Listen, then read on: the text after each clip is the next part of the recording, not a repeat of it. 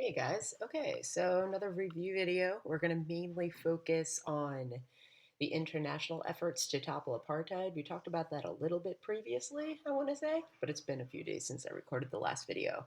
So, this class, if you guys remember, we were mainly focusing on some of the connections between the anti apartheid movements in South Africa and what was going on at the same time in the United States. And so, it might be a good idea to try to answer these questions on your own as you guys are studying. We'll talk a little bit more about the possible TEA prompts that you're going to have over the weekend, but these are really good ones, especially the mean matter level ones, to think about potential TEA prompts. But again, it will be a take home assessment, so there won't be any surprises for you. So I hope that kind of alleviates your stress. Feel free to check these out again, right? One of the reasons why I wanted to look at these videos side by side is to see some of the connections between the Black Panther Party and the Black Consciousness Movement. And in addition to that, they are explicitly talking about whether or not these groups use violent tactics or the extent or what types of circumstances might actually prompt a not violent response, but essentially fighting back, if you will. But these videos sort of speak for themselves, and I hope you take a chance to maybe rewatch them. Now, just to clarify, just for the assessment, the test in particular, you would not be assessed on any specific key term or event from the US civil rights movement. I hope you found it interesting. I hope that you see some of the connections, but hopefully it makes sense that this is more of a US history topic. So we're just really using some of this information to draw parallels between what was going on in the US in the 1950s and 60s and South Africa. And it's worth pointing out that after the civil rights legislation, most specifically the Civil Rights Act of 1964 and then the Voting Rights Act of 1965, after those acts were passed, it's not at all like the United States didn't have work to do with regard to race after that. But uh, I suppose what I'm trying to say is that in the anti-apartheid struggle, of course, this goes on for another several decades when the civil rights movement in the United States kind of was eclipsed by other issues. But I'll leave that to U.S. history next year.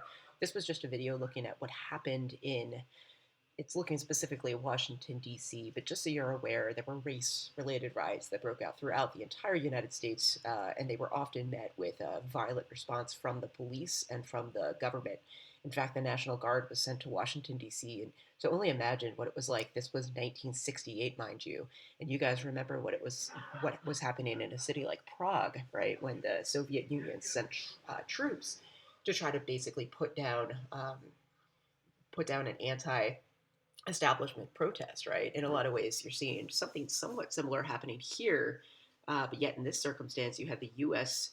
sending troops to patrol its own citizens, which is really interesting and maybe troubling at the same time. Just wanted to show this again. This is U.S., so we're going to go through it really fast. But if you're asking the question, okay, we don't want to be cynical, right? The civil rights movement clearly was really important, right? And we do want to address some examples of progress specifically within the United States. But I just want to let these graphs speak for themselves. I'm going to go through this relatively quickly. Okay, again, really important things to think about. Like I said at the beginning of this video, if you were to make comparisons between the US and South Africa, let's say there was a TEA prompt to address this, um, it's important to think about these questions. And I should go back really quickly and just make a correction to what I said previously. I did say that you won't be tested on any of these, but at the same time, let's say hypothetically I give you a prompt that's asking you to draw parallels between the US struggle for civil rights and the South African struggle to end apartheid. I would know some of those specific examples. But again, you will have a choice in what TEA you answer. So that will be just something that you might choose to do if you're very interested in this topic. And I hope that makes sense. Okay, we probably have time to keep going, so let's look a little bit at the UN's effort to end apartheid and maybe some of their uh, shortcomings, I guess you could say. So it's important for us to realize that the major international efforts to end apartheid really don't start happening until after the year 1980. The UN did take some action prior to that, but it didn't really have teeth. So, other really good questions. These questions are rather objective. They're sort of say level, but I could very easily see a question that's sort of getting at what the UN or what other countries are doing to end apartheid, but just in more, it will be more of an open ended TEA prompt. So I would anticipate that. So cool.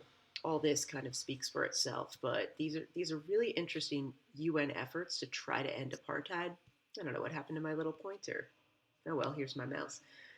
So in the early 60s, it's interesting. This is shortly after Nelson Mandela was imprisoned, if you remember.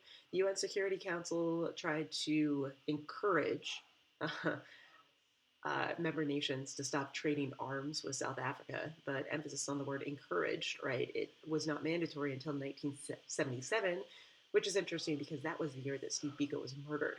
I don't know if there was any direct connection there, but what we can infer from that date is that the South African government was very violent against the anti apartheid protesters at that point. So that might be the connection there. Same stuff, same year. The UN General Assembly then tried to, again, encourage member nations to stop trading oil with South Africa. But I don't actually recall when this was officially mandatory in the United Nations. But again, it's important for us to realize that it was just sort of, it was voluntary at first, right? And then in 1973, the UN General Assembly made a pretty major move they call apartheid a crime against humanity, which starts to change the conversation. And then probably the most important, the one that really had teeth, as I was saying before, was in 74 when the UN General Assembly actually booted South Africa out of the UN. But still, it takes a little while. Like I said, it's really until 1980 when the major anti apartheid efforts start.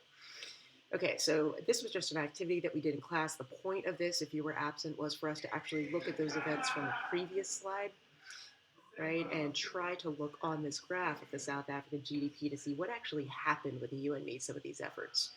Forgive me, the slide is frozen. Please, please don't quit on me. But if you go back to that graph, what you see, there we go, what you will see is when the UN just made things voluntary, like in 1963, for example, the South African GDP kept climbing, which suggests that foreign countries actually stood to gain a lot of money if they kept trading with South Africa. It's not until, let's say, 1977, and it's interesting, you see a little peak, actually.